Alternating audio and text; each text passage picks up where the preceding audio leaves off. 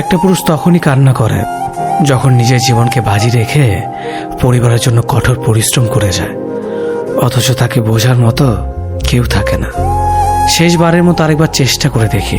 পৃথিবীতে এই চিন্তাটাই অনেক সফল মানুষের জন্ম দিয়েছে। অভাব আর অভিযোগ এমন একটা জিনিস যা অন্যের কাছে না বলাটাই ভালো। কারো কাছে অসহ্য হয়ে ওঠার থেকে হারিয়ে যাওয়া অনেক ভালো। বন্ধুত্ব কখনো হারায় না, হারিয়ে যায় সেই মানুষটি যে বন্ধুত্বের মূল্য দিতে পারে না। মন খারাপ হতে বড় কোনো কারণ লাগে না, ছোট্ট একটা কারণই যথেষ্ট।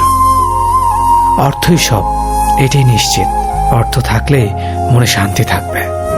মানুষ পরিস্থিতির কাছে সবসময় অসহায়। মানুষ ইচ্ছে করে কখনো কষ্ট পেতে চায় না, কারো কাছে লজ্জিত হতে চায় না। কিন্তু ভালোবাসলে কষ্ট পেতে হবে যেন মানুষ ভালোবাসতে ভালোবাসে। জীবনে তারা বেশি কাঁদে যারা 10 জনকে নয়, একজনকে মন থেকে ভালোবাসে।